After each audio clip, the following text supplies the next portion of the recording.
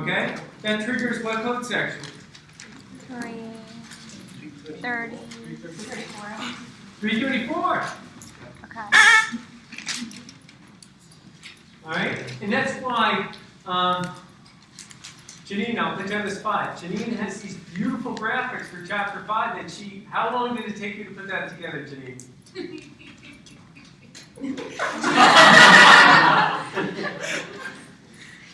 Can you just hold up to the class? Can seriously, it's a work of art. It's like a Picasso that's not being seen. Can you hold up some of those pictorials that you did?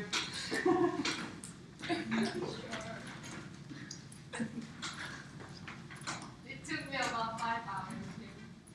There's all these beautiful graphics. That's just chapter 5. Now, if you feel pressure, good. Okay? Meaning you should be doing the same. You got to do this stuff, guys. You got to create the graphics. You got to summarize each chapter. And Joanne, I'm just telling you, make sure. I will exchange my lecture notes with somebody's last Saturday recording. A barter exchange. And we can blackmail them too.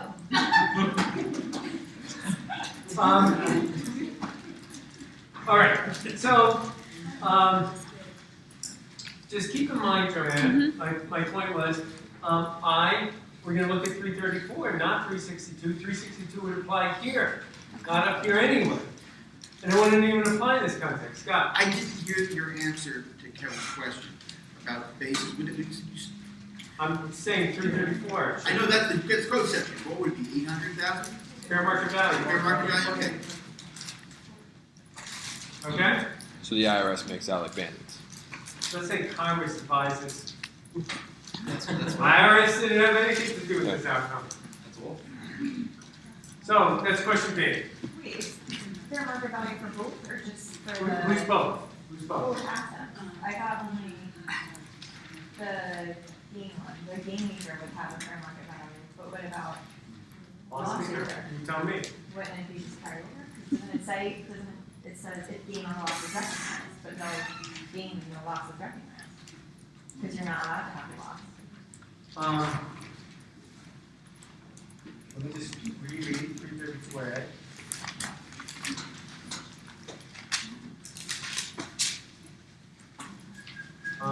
You know what's going to happen here, Christy? Is that I'm going to say the basis is still, I'm going to stick with fair market value.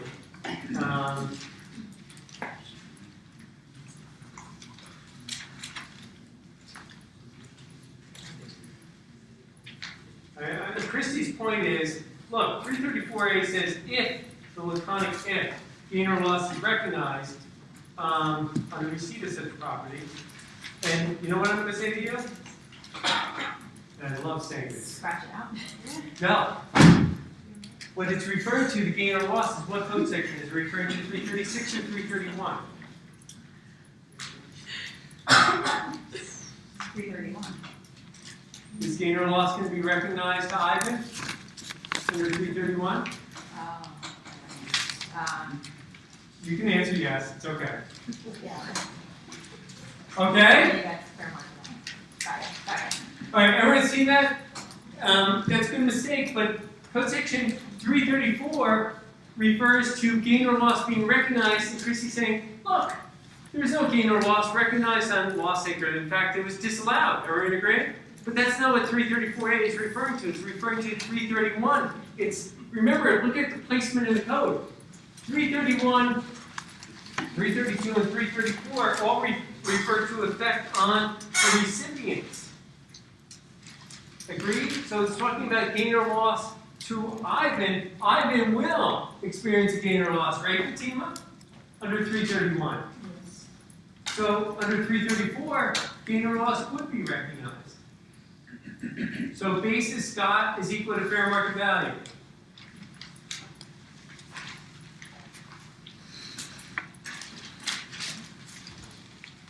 Okay?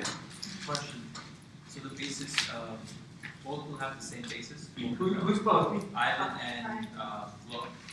Both? Basis to what? What does Flo get in question B?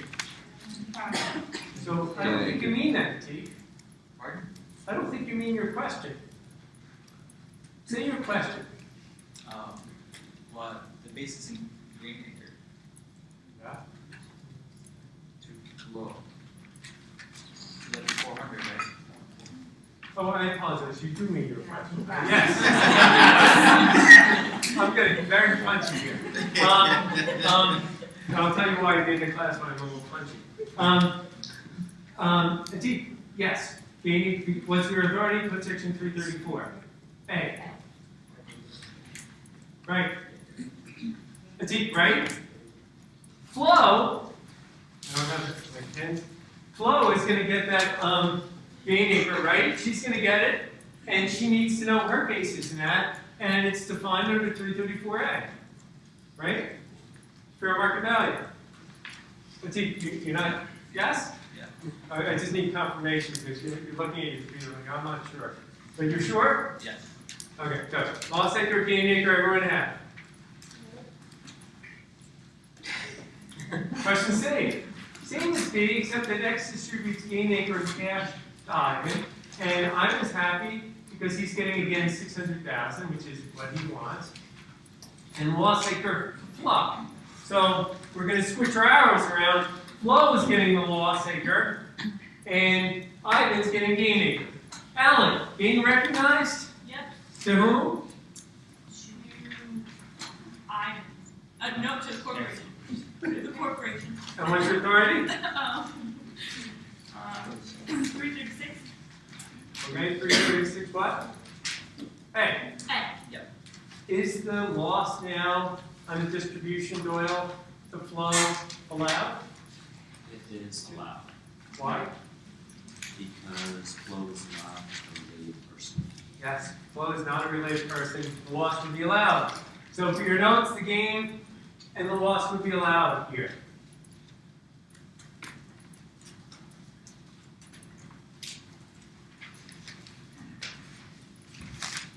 What's the equal section for this? 336A, because 336D does not apply.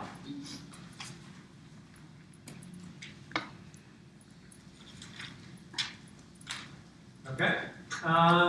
Question D. Same as A, except that X acquired lost acre as a contribution to capital 4 years ago, presumably at a 351. And X was not required to reduce basis under 362E. It was required within the past 5 years. And let's stop there for a moment. Okay? So here we're back to question A.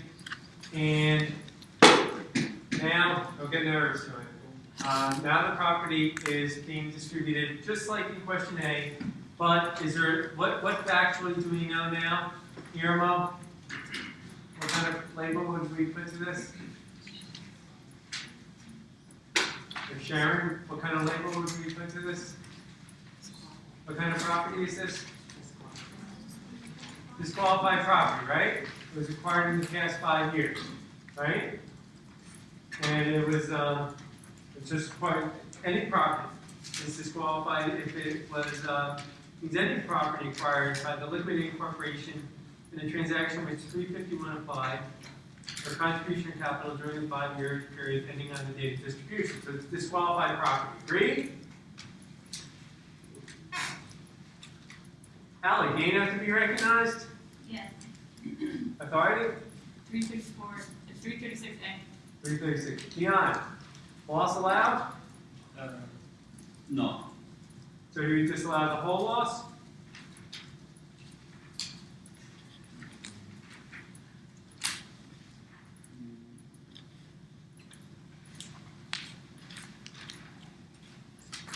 only 60% of loss. What's that? Only 60% of loss by even. You would only disallow 60% of the loss. Why? Because Ivan is getting how much of this property? 60%, right? Everyone agree? The other 40% is going to flow. It's flowing to flow. All right, so that being the case, the amount of the loss, we have a total loss of 400,000, right? How much would be disallowed then? 240,000. Everyone agree? 240,000. Where did I get that from? What's 60% of 400,000? 240. All right. And the other amount, 40% of 400 is 160. And that, in other words, loss acre is being divided up in two different ways, right? It's disqualified property, but it's going 60% to Ivan, a related party.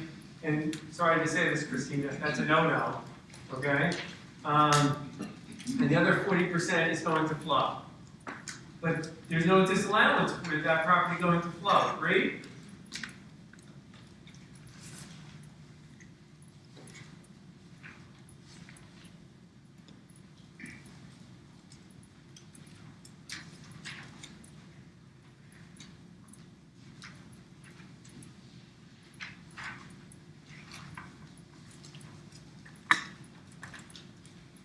All right, so for your notes, just to make sure, gain is recognized to the corporation, meaning the name of this corporation is, what is it?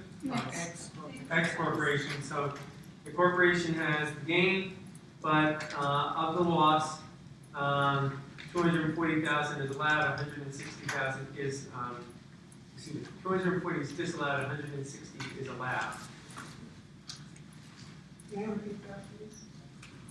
The gain is recognized to the corporate enterprise, meaning X, and the loss of the total of 400,000, 240 disallowed, 160 allowed. What's the code site for that? This, the loss disallowed, 336A and 336E1. Okay.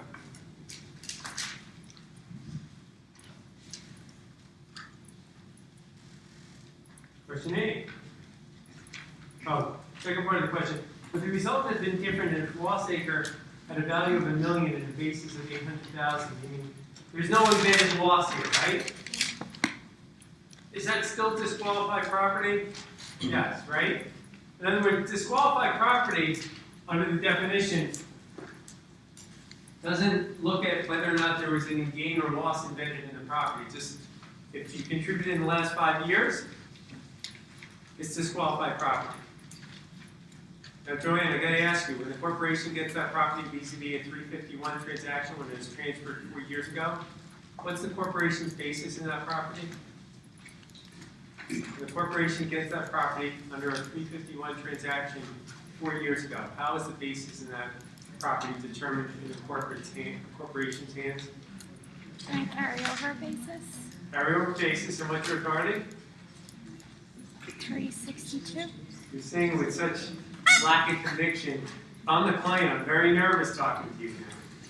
362. 362, but Kevin, is it always a carryover basis under 362?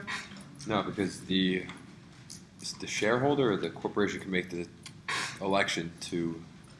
I'm just talking about this property that you're contributing to the corporate enterprise with a gain, and 362B2 doesn't apply. So does the corporation just simply take a carryover basis, Jared? No. Unless there's if there's liability involved. What is the liability? Can't the basis. What's the rule? Just check that picture that you had from chapter 2 about 362. To think of, what is it? Fair market value, where do you see that? Total basis of all assets has to be greater than the total Okay, fair market value. but we're not even applying 362E2. We're just saying what's the basis in general in the corporation's hands, which is carryover basis plus the gain. That's all, right? Joanne, I'm just trying to say it's not just a carryover basis, right, Kevin? Right. Right? To be good, and it's not just fair market value, for sure. I mean, you guys have to, it's going to be very time intensive on Saturday, and you gotta have this down, right? You don't want to be checking your notes on something that you really should know. You may check your notes on 336D1 or D2, but not on a contribution of property to a corporation. What is the tax basis in the hands of the corporation? That's wasted time. All right. So, question D, Right, team, you have that in your notes, right? You ready to move on? All right. Question E. What results if the distribution in C, okay, let's just go back to C, where we're going, gain acre and cash to Ivan and loss to Flo. And we'll point that out parenthetically. We know Flo is an unrelated party. If loss acre, which had no relationship to X's business operations, whoa, no relation. I have the word no, sorry, Christina, highlighted in red, was transferred to X by Ivan and Flo in the 351 transaction, right? And Joanne, you're thinking 362, right? There's, an issue here. In the 351 transaction, 18 months prior to the adoption of the plan of liquidation, when loss acre had a fair market value of $700,000 and an adjusted basis of $800,000. Okay, so that means there was an embedded $100,000 loss in that property. Agreed?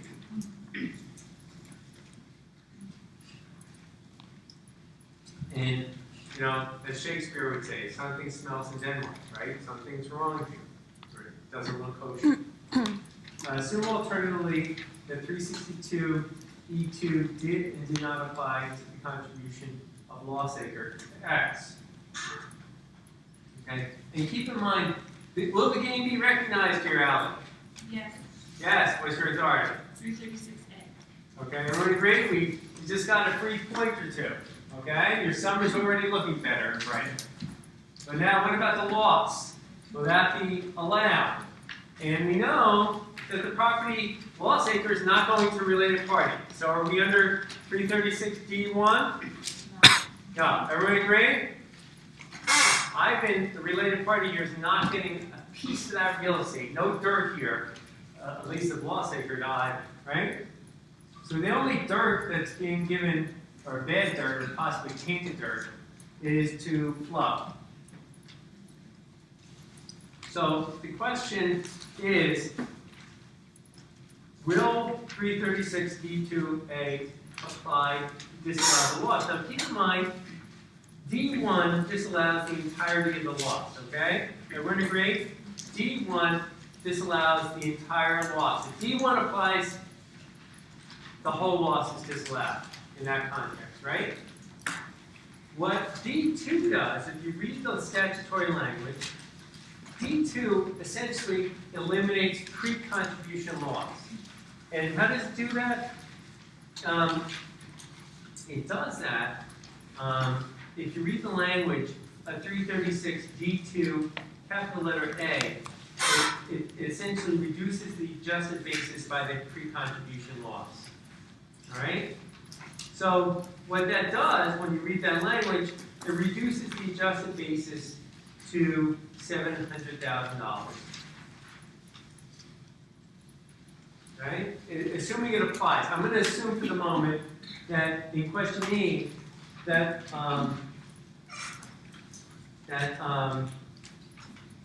we're going to have it apply. Why are we going to have it apply? Because was this property contributed for tax motivated reasons? I'm going to assume it was, right? The principal purpose. There was no relationship. Everyone agree? So keep in mind, the question says, what happens if 336E2 applies? Let's take that, if it applies. What happens to the adjusted basis of the property when the contribution is made? It's automatically reduced. Everyone agree? And if that were the case, how much of the loss would then be allowable? Let's suppose the basis was reduced.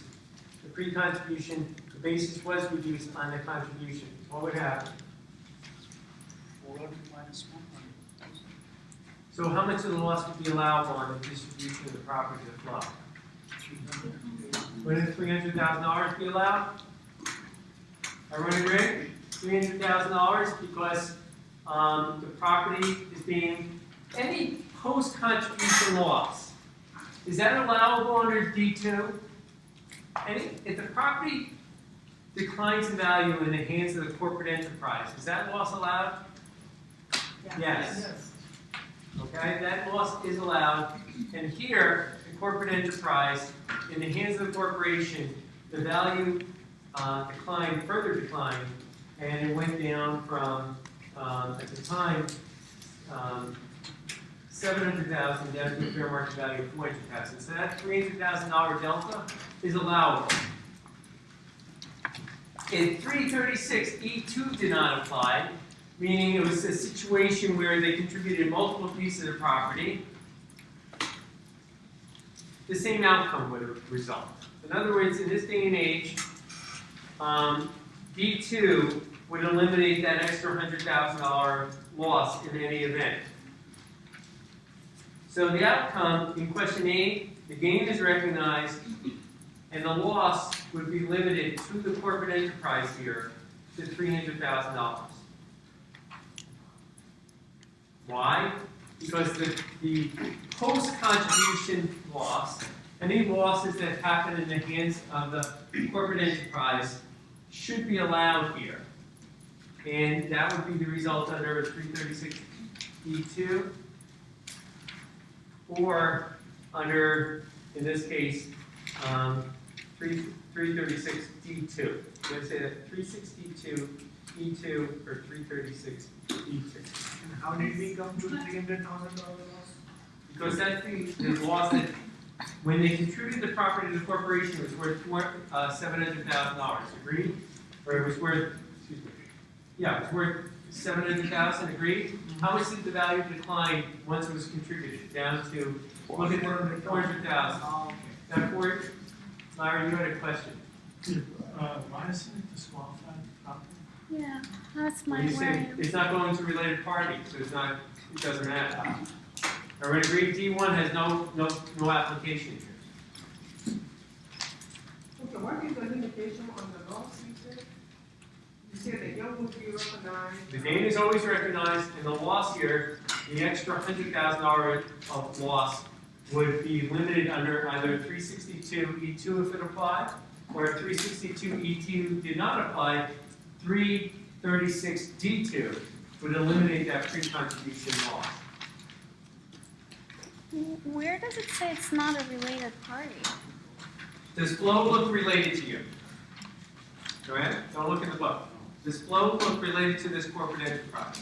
But I thought that it was transferred to X by Ivan and Flo. No, the corporate enterprise transferred gain acre and cash to Ivan, transferred loss acre to Flo. Is Flo a related party? That I understand. I guess I'm still not clear Who on. gets loss acre in this problem? Doesn't Flo?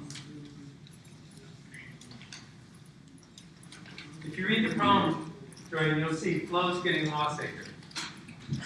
And that being the case, Okay, I'm sorry, I missed that. Okay. all right, you see it now? Yes. All right. Question F? We have one question. Scott? So there was a post-distribution loss of 300,000. Right. Okay, and post-contribution loss of 300,000. Okay, so of that $400,000 loss, we can recognize 300,000. Be careful the word we. That's Okay, what not I'm we, waiting. the corporation.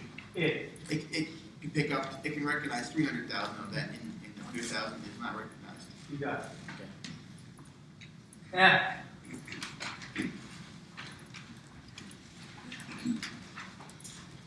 Now assume that Ivan and Flo own 80% and 20%, respectively, of X, which was formed with Ivan contributing gain acre and loss acre. Notice, he's contributing those two pieces of property. Same just basis and fair market value in the introductory facts above. Okay, so he's contributing $800,000 to his property, and Flo's contributing $200,000 in cash. Assume further that a loss acre, big note, is disqualified property. Okay? And that means that it was contributed in the prior 5 years. Okay? Assuming that it's disqualified property. 362E2 applied to Ivan's contribution to X, but 336D2 does not apply to the liquidated distribution of loss acre because there was no plan for X to recognize the loss on that property. in other words, its principal purpose, its contribution, was not tax motivated. Pursuant to a plan of liquidation, X distributes each of the assets to the two of the shareholders in proportion to their stock interest. Okay, so we have akin to problem A, where they're getting the property as tenants in common. Ally, is the game going to be recognized? Okay, notice how easy it comes to Ally, and hopefully for everyone else, that the game is recognized. And by the way, when we talked about code section 311, if it was a non-liquidating distribution, notice how easy it would flow from your tongues to say gain would be recognized. Agreed? And look at how easy it would come if it was a non-liquidating distribution. Would loss be allowed? No, right? See how easy that just flowed off your tongue. So the only reason your tongue is going to have any problems here is with respect to losses in the context of a liquidation, right? Because then we have two impediments to those losses being allowed. Transfers to related parties, or if there's a tax-motivated reason. Agreed? So let's just look at the facts again here. Now they're going to own it 80-20, not 60-40. Is either related, guys? Yes. Joanne, you were silent. Yes. Okay. If I want to hear everyone in unison. Okay? Ivan is related, Flo is not. Alright?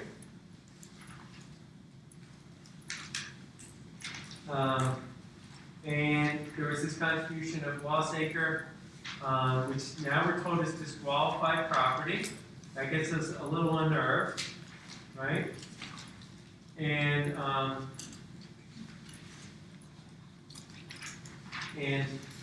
what do we know about the property here? It goes,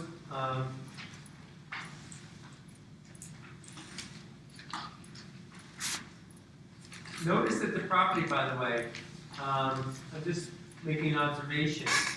Look at, on page 335, what's the total adjusted basis of the contributed property? It's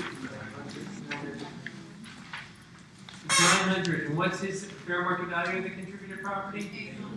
So guess what, right? In other words, my point is the basis of the property exceeds fair market value. That's a case where 362E2 should apply. Everyone agree? That the amount of the lost property, and which basis should we reduce? Gain acre or loss acre? We had this conversation. The sensible answer is to reduce the basis in loss acre, right?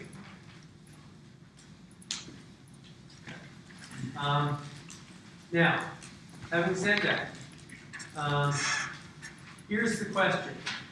So, loss acre now has an adjusted basis of 700, and embedded in that is $300,000 worth of losses. Agreed? Now the distribution is made. Ally has already pronounced the gain will be recognized. Will this $300,000 of loss be allowed? Will this $300,000 of loss be allowed? Okay, that's the issue. And this should be reminiscent of a problem we did.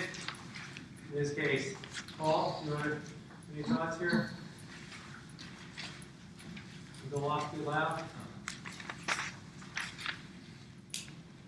It's disallowed. Okay, and Atik, agree? Yeah. Matt, agree? 80% is disallowed, and 20% is allowed. Why? Because if you're saying that the property is 361 disqualified property. 20% is flowing to, sorry again. 20% is flowing to flow. Okay? The amount that's flowing to flow, that proportion of the loss is allowable, right? There's nothing to suggest otherwise. So 80% of 300,000 is 240, disallowed. 20% of 300,000 or 60,000 would be allowed, right? This is very similar to the problem we just did. Because we're not told that D2 applies, right? So for your notes, Fatima, it would reflect gain recognized, and of the loss, only 60,000 would be allowed. Right, Paul? Right, Dave? So you said 60. $60,000. 20% of 300,000. 80% of those will not be allowed. Right, because it's a transfer to a related party. And it's disqualified property. Not because it's a bullet distribution, it's pro rata, but we're running up against or butting up against the disqualified property.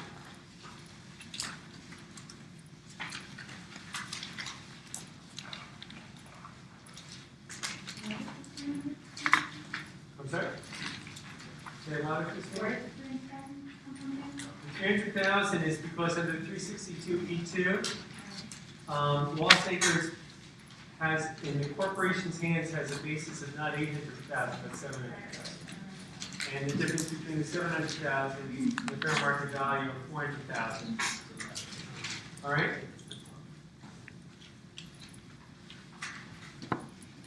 Now, in my opinion, I'm going to skip problem G because it doesn't make sense in the context of 362, notwithstanding what the authors have here. So we're going to skip problem G. So we're going to move on in the interest of time because there will be several questions dealing with the liquidation of. Okay, so even though it's almost 8 o'clock, no one's tuned me out yet. It's because there's going to be several questions on your exam, whether you like it or not, dealing with the liquidations of partnerships, now I'm losing myself. Getting ahead of myself for next semester. Liquidations of parents and subsidiaries, right? And this is going to be transformative, right? Because we just went through a whole world, which generally the whole world was taxability.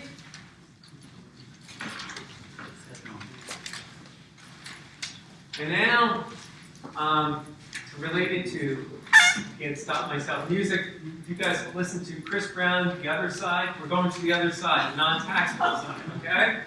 Okay? We're going to the non-taxable side. All right? Agreed? Everyone ready? That's how the song is, too. You ready? On the other side. All right.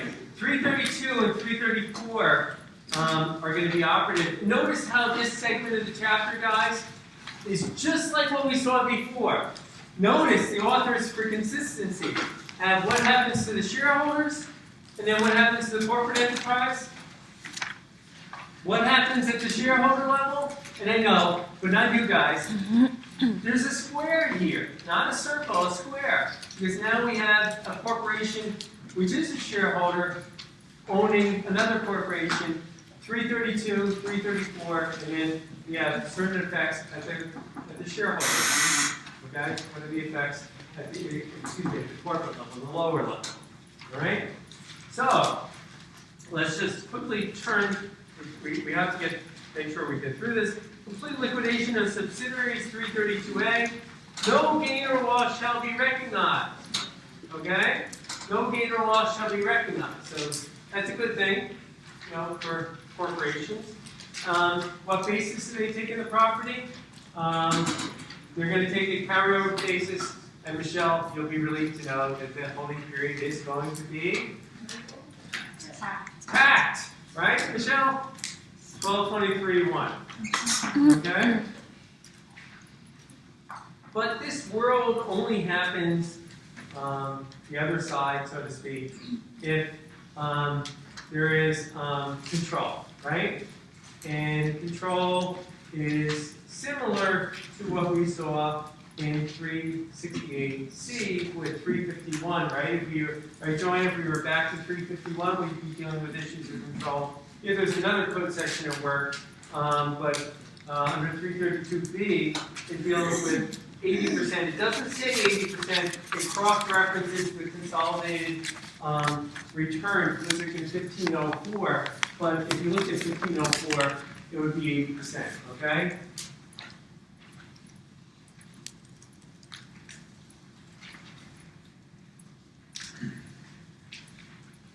So then, minority shareholders, no, they don't qualify here. Okay, so if you're a minority shareholder, guess what? We're back to the earlier part of the chapter, okay?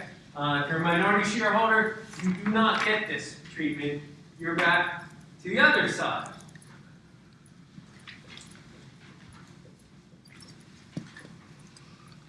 Now, the good news or bad news for your case, for your reading, is there's a case here on page 338 called George L. Raising.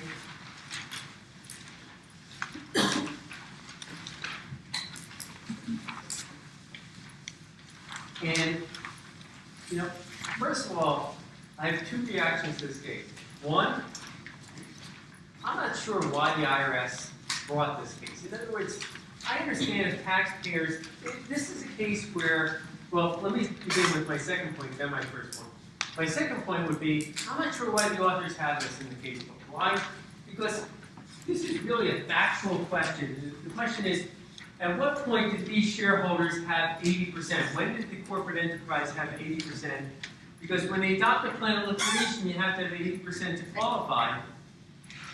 So you really should make sure you have all 80% before you adopt a plan of liquidation, because only in that context does it work, okay? And in this case, it became a very fact-sensitive issue. Did they adopt it in May, April, September? It's not clear. It's not very interesting either. So I'm not sure why the authors have you read this whole case. And then I raised this question about the IRS. My first point was, did the IRS really have to beat up these taxpayers, in my opinion, if they were off by a few days or a week about their plan of liquidation? You know, these taxpayers weren't playing, I didn't think, you know, hardball. This was not an abusive tax shelter. They wanted 80%. I don't see why the government brought them, the IRS brought them through the ringer and said maybe you missed it by 2 weeks and you only own 75% when you adopted. Ultimately, they own 80%. Why not just let the taxpayer use this? And the gain here, ultimately, there's no leakage to the code. There's preservation. There's a carryover basis. To me, it wasn't a case the IRS has better reason, it can use its resources, I think, in a better manner than in this case. So this case, guys, just illustrates why you need 80% when you adopt the plan of liquidation, period, okay? At the cocktail party, don't mention it, no one's gonna know in this case, okay? I promise you.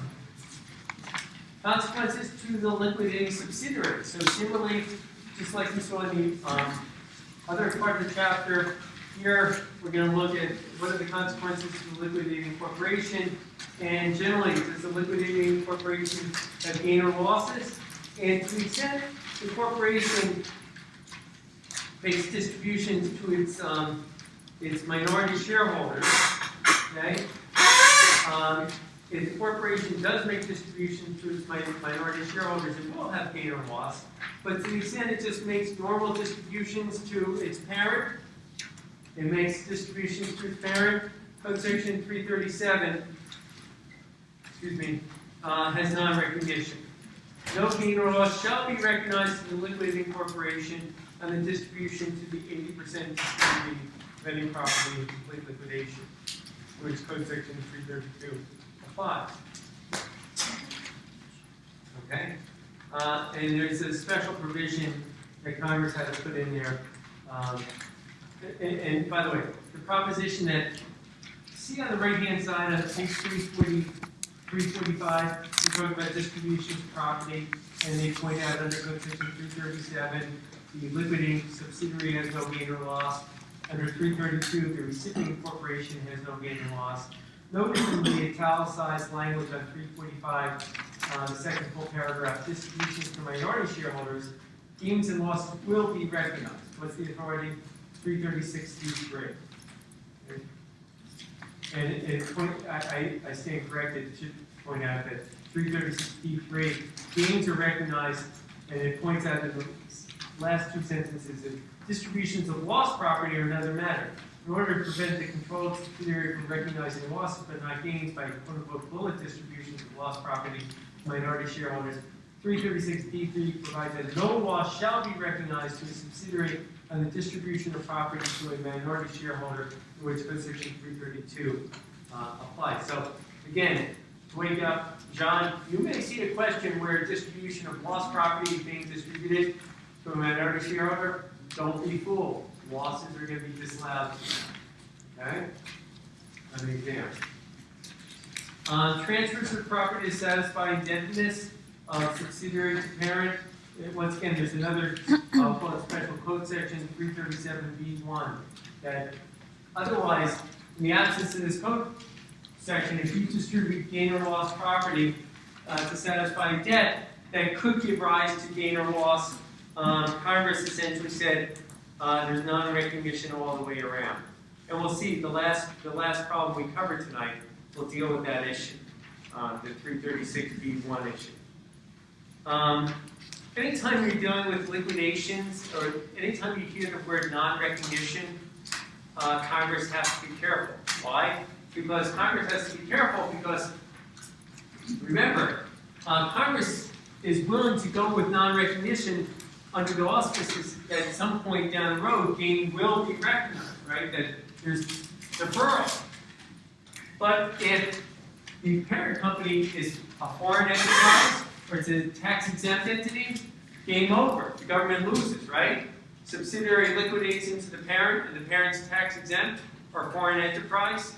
Government's never going to collect a dime, right? So this, you're not going to see this on the exam.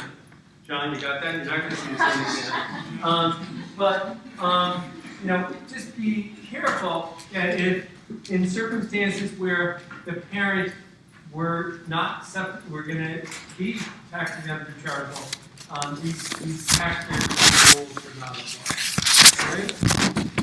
Good. So on page 347, our very last set of problems for tonight and for the course for the moment. We have parent owns 90% of the outstanding stock of S. Individual I owns the remaining 10% of S. P's basis in his S stock is 3,000. I's basis in his S stock is 200. S has accumulated EMP of $2,000 in the following assets. Okay, so let's just, at least in my book, read some of this.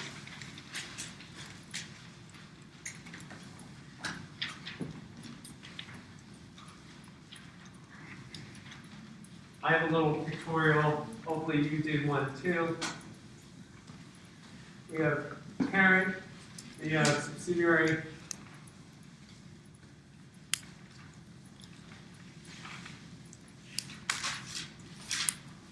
and we have I, and the parent owns 90% and has a 3K basis, right? And I owns 10% and has a $200 basis, right? And the earnings and profits of this enterprise, we are told $2,000 worth of accumulated EMP under 312. Okay? Everyone with me? And notice, 3 assets. Everyone agree? Land, equipment, and inventory. S wishes to liquidate and distribute all of its assets to its shareholders. What are the following tax consequences to P, S, and I in the following alternative circumstances? S distributes the inventory. And by the way, this is my margins. I don't know what you did. Next to the land, to me, I just think it's important to say $5,000 worth of income. Everyone agree? $5,000 of potential gain. So I just wrote that in my margins to remind myself. Notice it wasn't called gain acre here.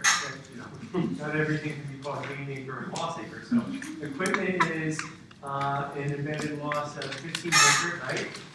So I have $1,500 of loss. In the inventory, we have a $900 potential gain. Okay? Everyone see that? Okay. So, and problem 1A is a good one. Hint, hint. It's a good way. If you know problem 1A, you were here tonight, and you weren't only here physically, but you were here mentally. So listen up. let's pause for a moment, and as distributes these assets, just take a look at the clock. Take 1 minute, because if you haven't had a chance, just think to yourself what you would do here.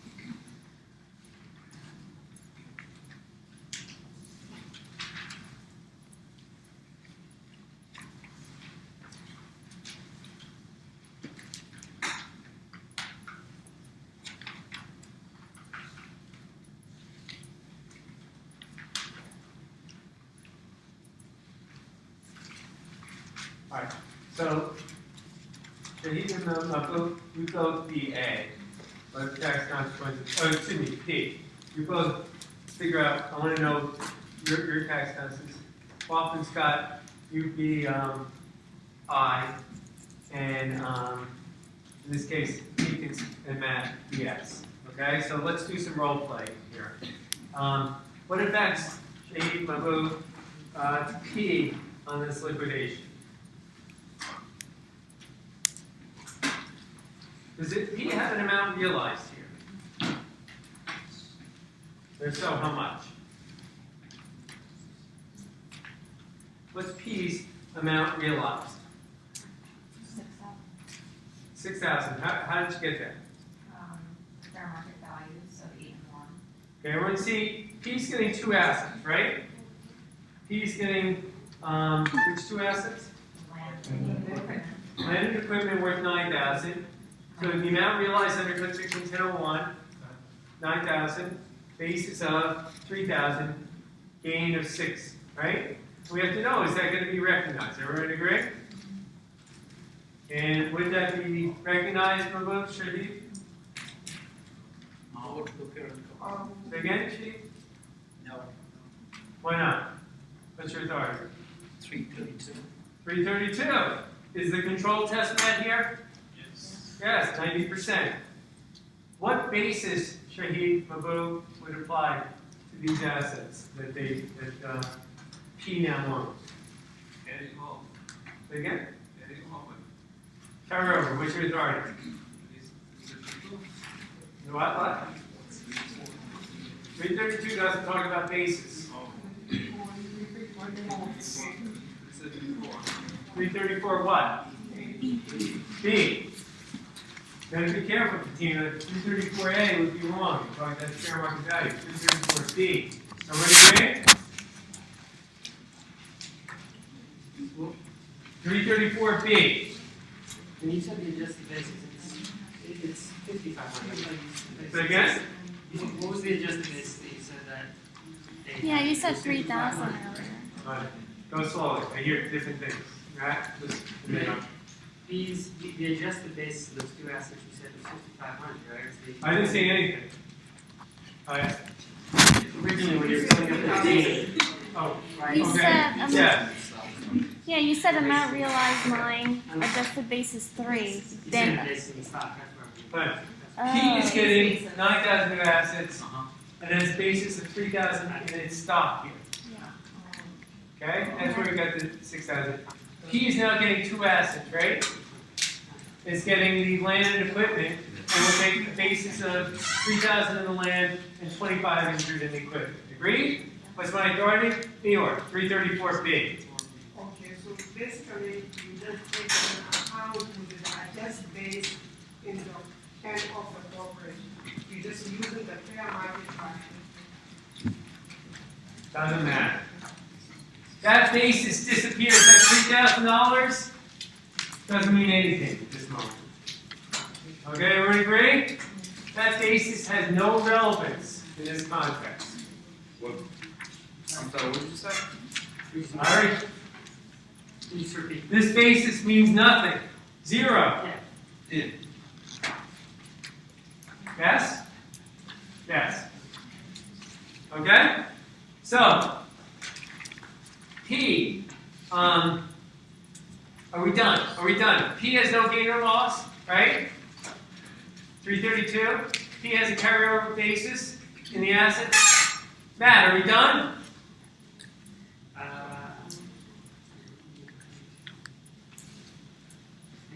Why no gain, no loss?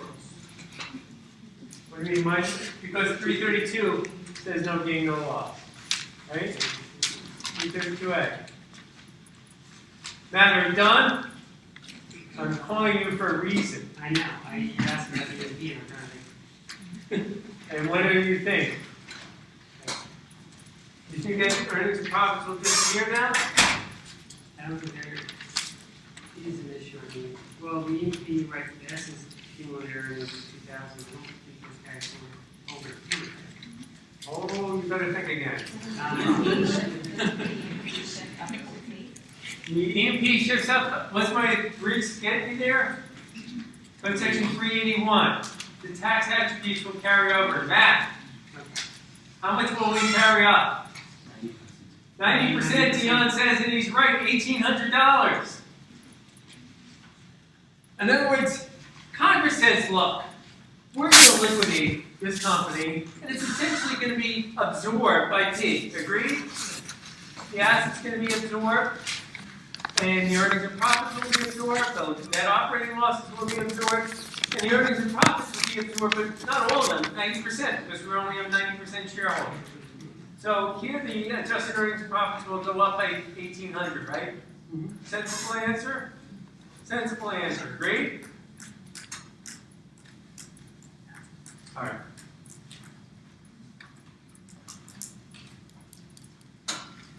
Okay, so your notes for P we covered. But we're not done. Wafa, Scott, what are the effects here to I? As in this shareholder. Are they getting out? Not they, you're using, Yeah. don't use that pronoun Is they. I recognizing ordinary gain of 800? Well, ask Wafa, do you agree or disagree? Say again.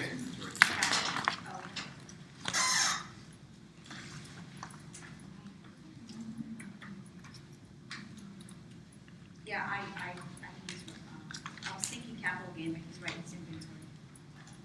It's ordinary gain. But it's not zero, it's not.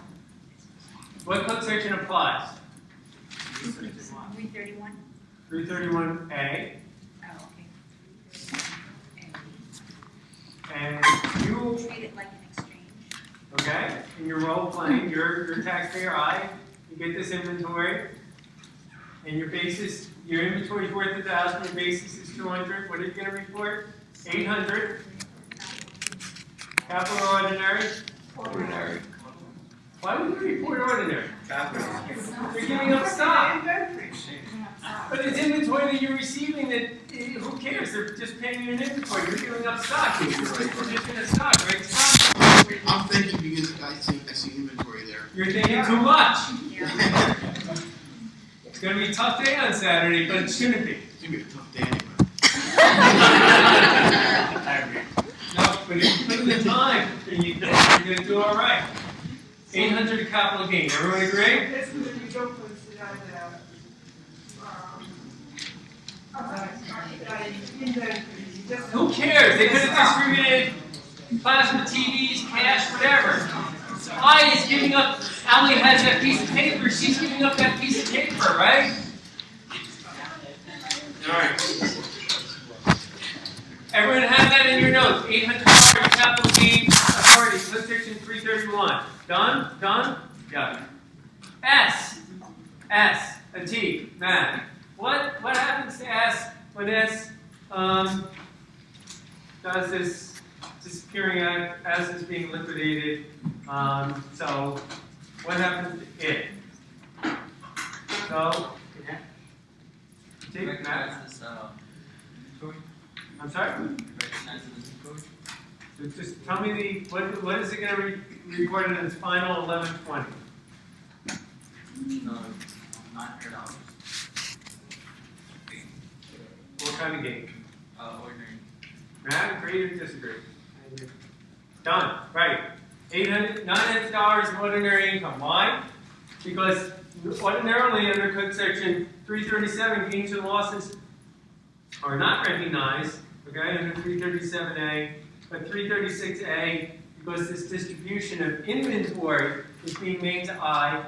At the corporate level, 336A, Ally would tell us the gain is recognized, right?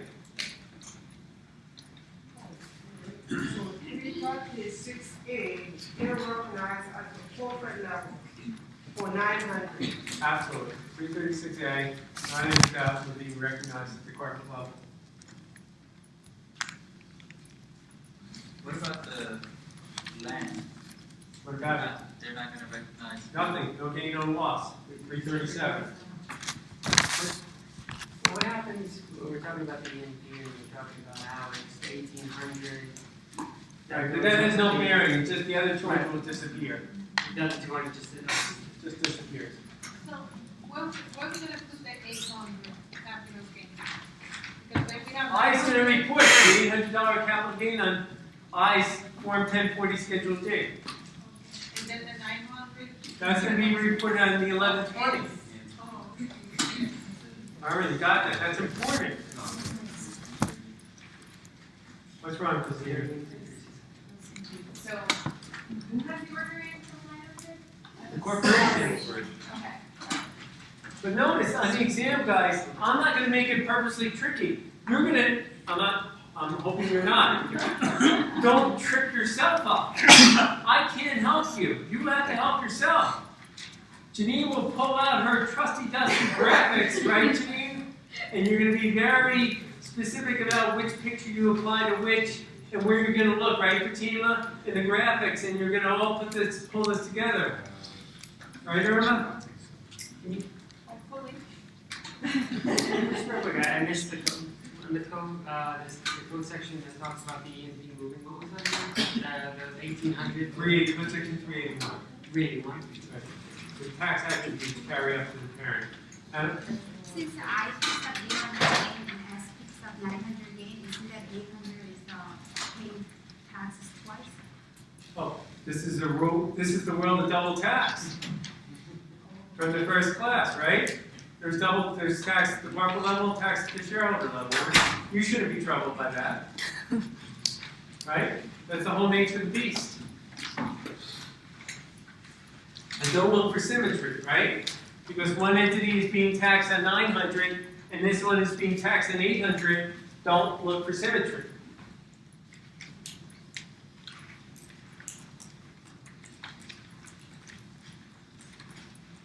Okay? Having fun? Question 1B. Okay, so we nailed it, okay? You have in your notes the effects to P, I, and S. Right? Question B.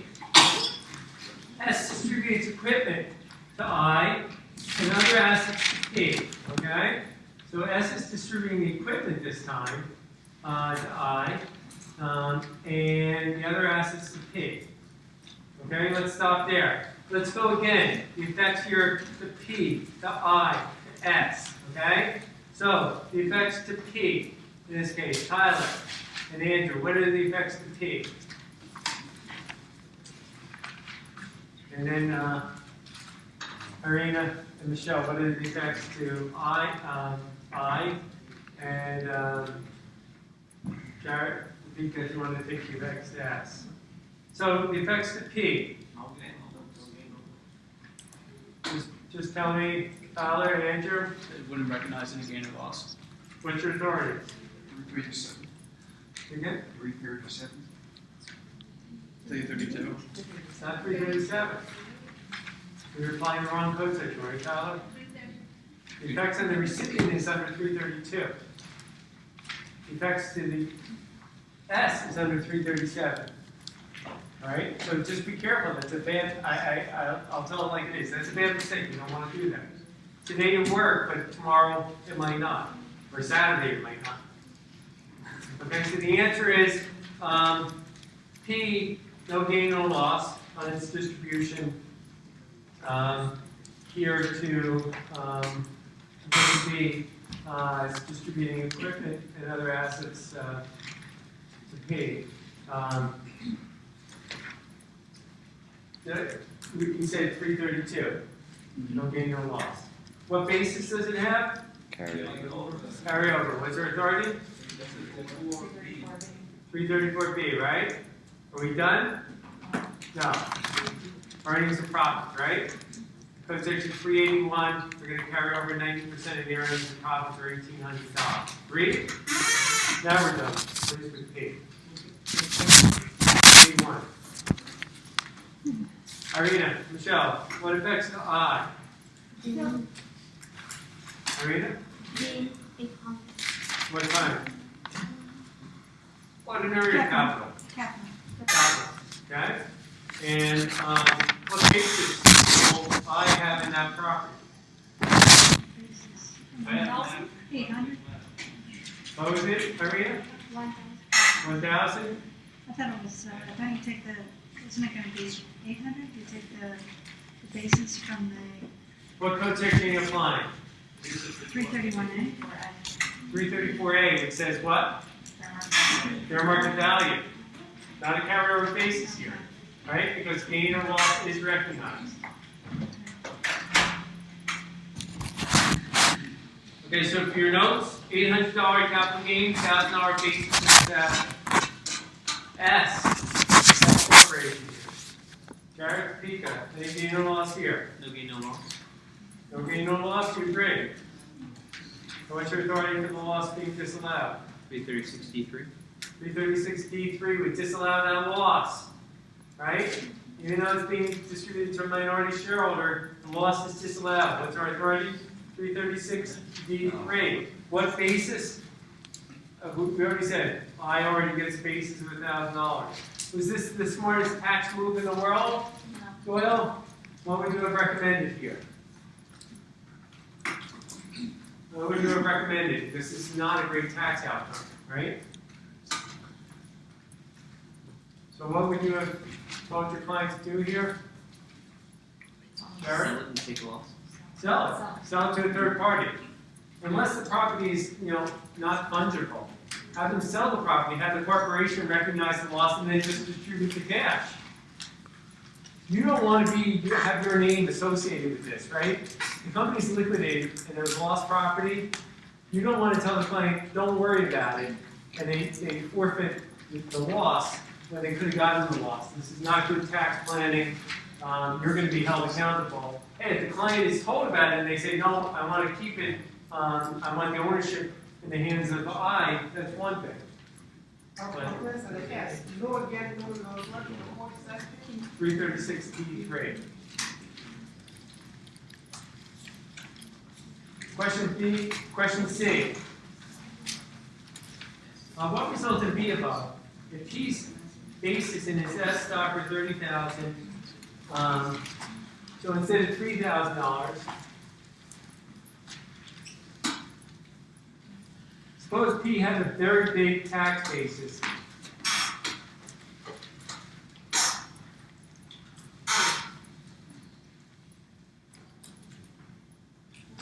P had a big tax basis in its S stock, and now the same liquidation is happening. In other words, if P, what's the amount realized P will get?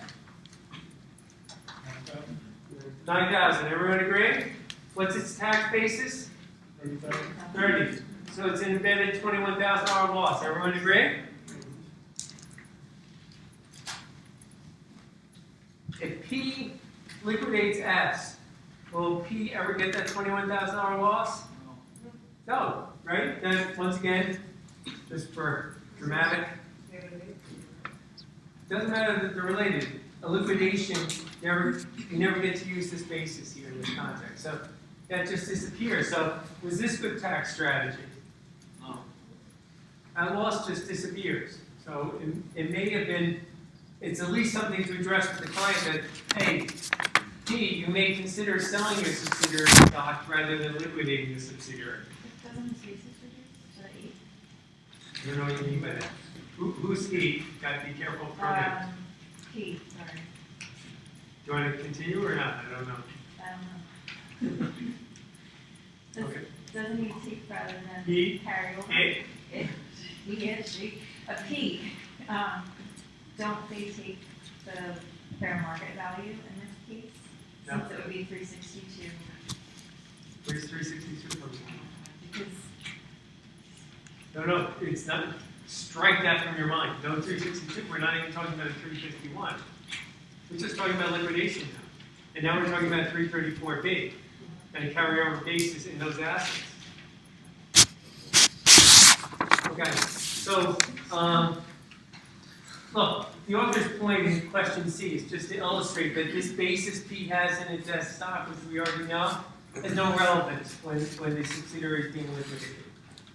In question D, it says, is C above a situation where P may wish to avoid the application of 332, right? It may want to get the loss, right? That if it could, what happens? P might want to secure the loss, and if S has a significantly large basis in the, we're told in question D that S has a $30,000 basis in the land, right? Everyone agree? And is that loss recognized? No. But if that loss, suppose P only held 75% of S. If P only owns 75%, aren't we in a world of 331 and 336? And 336D didn't disallow that loss, okay? Suppose 336D didn't disallow the loss. Would that loss be allowed? The answer is yes.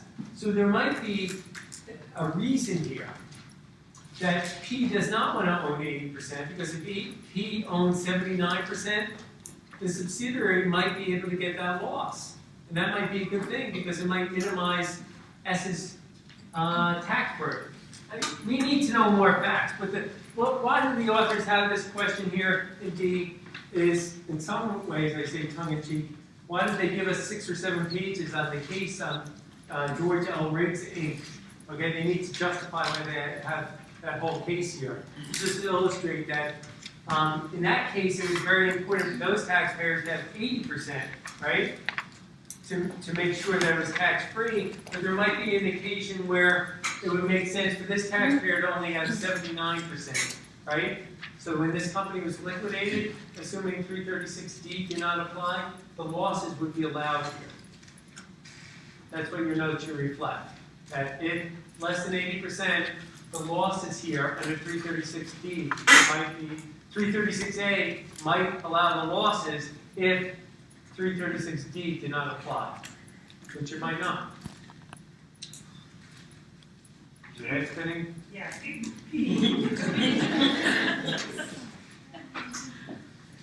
In other words, P owns less than 80%. we're at the beginning of the chapter where we have our normal 331 rules and our 336 rules. Keep going. So then the loans will be allowed on the subsidiary. It might be allowed at the shareholder level, and it might be allowed at the corporate level. Right? That's not a bad outcome, maybe, depending on all the facts and circumstances. So, guys, on page 347, problem 1A and 1B are useful. You know, just can you figure out who owns what? Okay, and what are the tax consequences to our 3 players? Question 2. Child Corporation has 9 shares of common stock outstanding. Mother Corporation owns 75. And uncle, an individual who recently inherited stock under Section 102, had no income, pays the basis equal to fair market value, which is 3,000. Child has no EMP and a $10,000 net operating loss carried forward, and all the following assets, okay? And I just wrote in my margin, some of the assets have gains, and all of them have gains. I have no losses, right? Everyone see? Lots of gains here. And I have a little schematic here of Mother Corporation owning this stock in Child, right? and we have uncle, and we have 75%, 25%, and this has $10,000 NOL.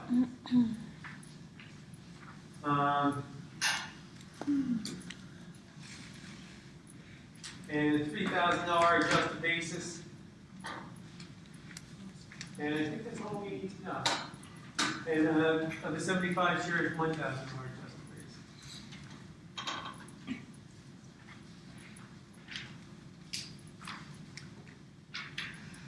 Okay. Child adopts a plan of complete liquidation and distributes $2,000 of cash to uncle. Okay, that's 25%, and the other $6,000 or 75% its remaining assets to mother. Okay, everyone see that?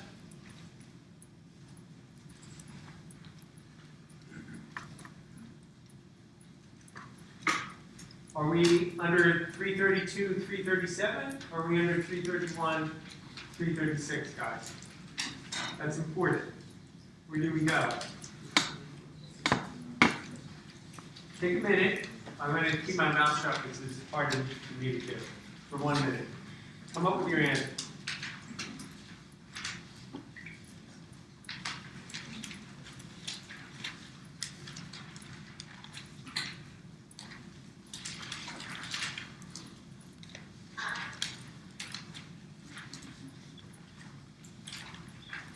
What are the effects to child corp? What are the effects to the mother corp? What are the effects to the uncle?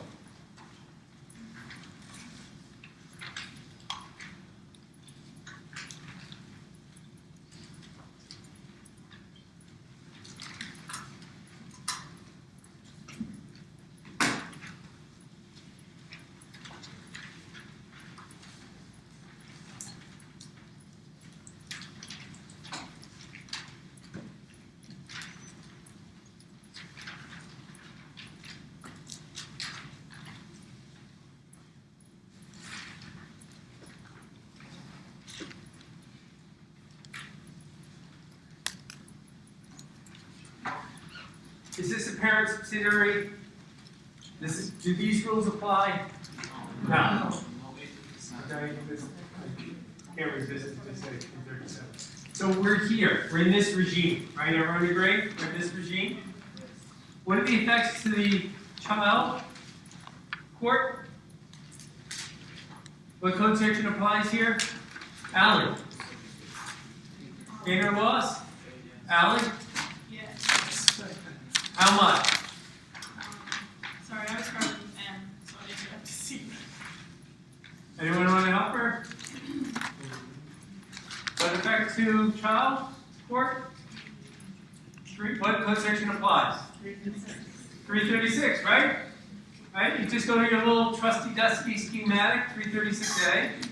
And we know, right, Allie, gain is recognized. How much gain is here, guys? 4,800, right? Everyone see that? There's $4,800 worth of gain. The good news is, on the Form 1120, when we recognize this gain, there's also a net operating loss, right? The company we're told. So even though the child corp has to recognize the gain, Atif, you got that puzzle look, okay? That's not good. Look at the appreciation in the assets being distributed. You got it? Yes. And there's a loss here to absorb that gain, right? Everyone agree? Mm-hmm. What about to uncle? Any gain? What code section applies to the uncle? 331A. Okay? Gain or loss here? And if he has a loss, why? What does the uncle get here? I'm sorry? He had a basis of 3,000, and how much is uncle getting? 2,000. Everyone see? Uncle's getting $2,000 of cash at a basis of 3,000. Uncle has $8,000. Scott, what kind of income? Oh, capital. Capital loss. Right, everyone agree? So So uncle has $1,000 of capital loss.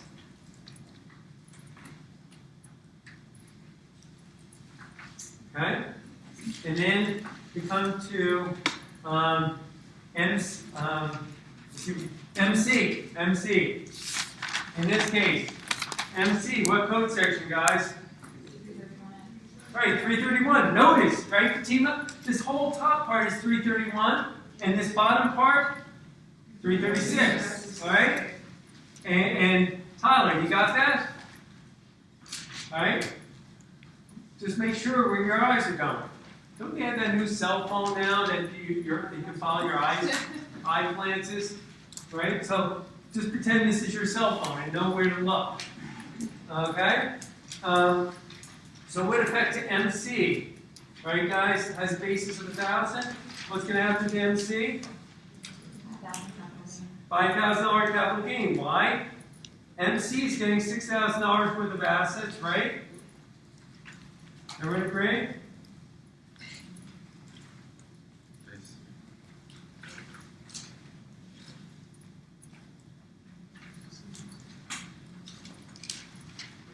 Everyone sees 6,000 is getting everything but the cash. Has a basis of 1,000. That produces or yields $5,000 in capital gain. Minority, code section 331A. What basis does MC get in the assets? Michelle? Fair market. Fair market value. What's your authority? 334A. Right? Everyone agree? 334A? I mean, you start with this simple chart, guys. If you know 331 applies, you know 334A applies. Agreed? And if it's parent subsidiary, it's 334B. You got it. Bingo.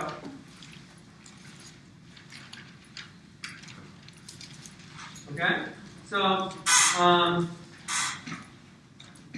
keep in mind, does MC succeed to the net operating loss here? Does MC now get the net operating loss?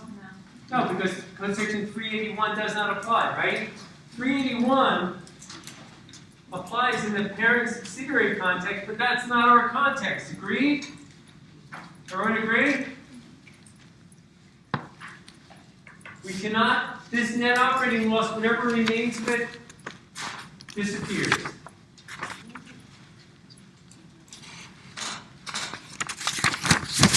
We're done with problem 2A. On the child, you said there was no gain or loss? On what? On the child? On the child. Because of the NOL. When you say only because the net operating loss absorbed the gain.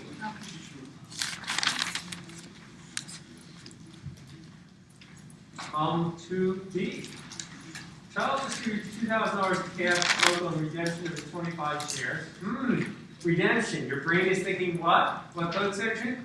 302, right? And we want to know if this is true redemption, or are we back to chapter 4, non-liquidating distribution? Everyone agree? $2,000 of cash in redemption of Uncle's 25 shares. 1 week later, adopts a plan of liquidation and distributes its remaining assets to mother pursuant to a plan of liquidation.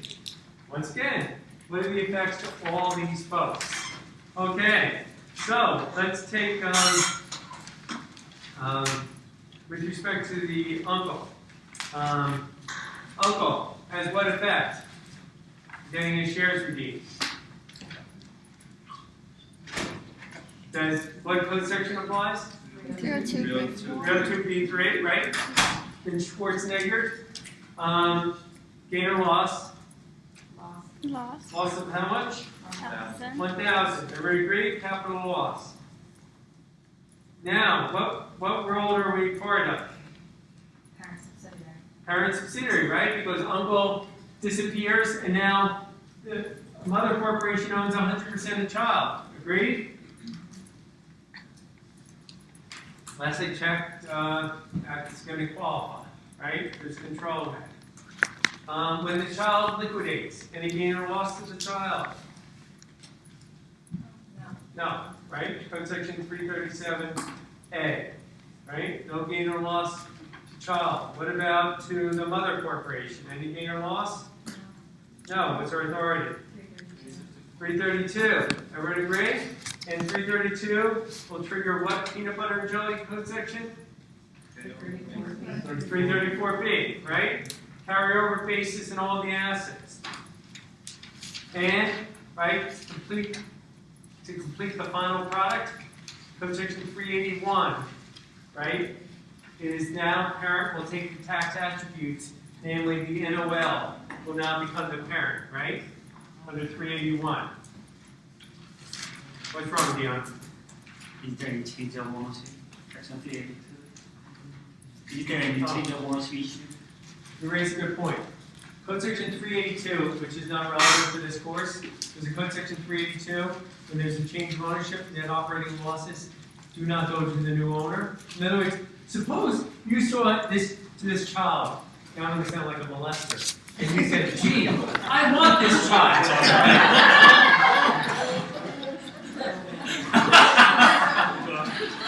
Okay? I want this child.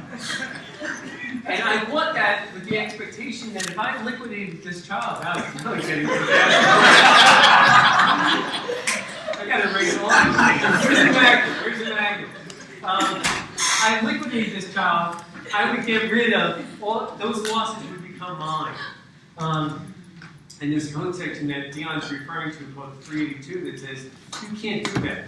It's not for John. You're listening, John. Are you listening?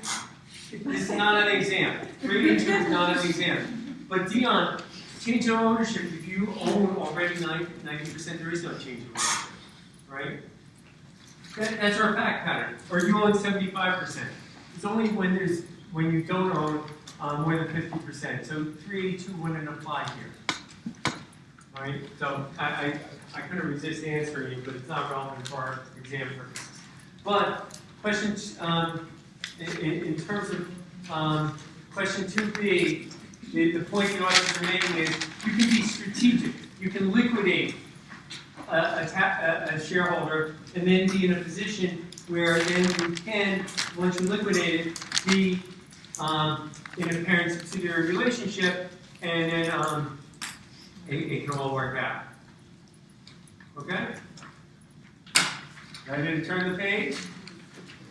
Last question. Question 3.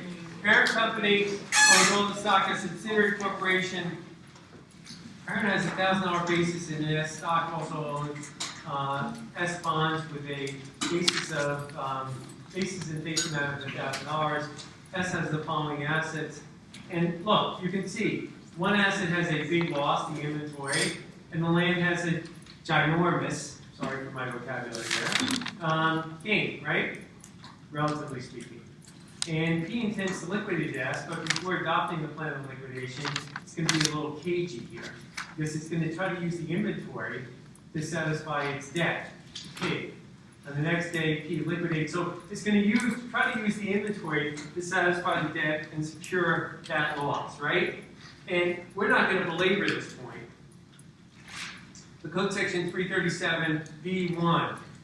Code section 337B1 says in this context that you can't do that. Okay, 337B1 that if you try to do that in this particular context, in a parent-subsidiary context, that loss is going to be disallowed. The use of lost property to satisfy debt, that loss is going to be disallowed. You know, it says if the corporation is liquidated in liquidation, so it's triggered to surprise, and on the date of adoption of the plan, such corporation is indebted. And on the date the plan was adopted, the corporation here was indebted. But I thought you paid it off before it was indebted. No, I mean, in other words, it was indebted, and then the plan was enacted, but at the time the plan was enacted, it was already indebted. So if it became indebted after, so if they plan to liquidate, and then they subsequently became indebted for $1,000. No, okay.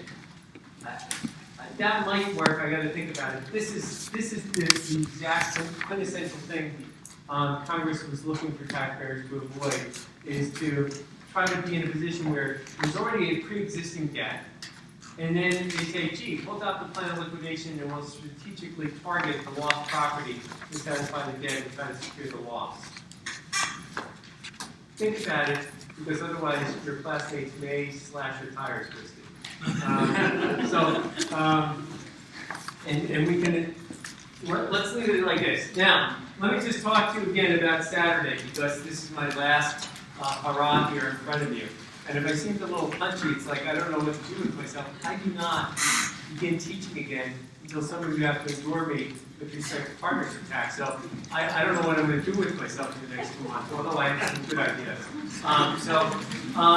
Look, for Saturday, guys, let me also tell you, the big sacrifice. A friend of mine said to me yesterday or 2 days ago, said, you know what, the Yankees are playing Thursday, and why don't, I have great tickets, you're going to be behind home plate, you'll be on TV, which is a big blessing, and you should come.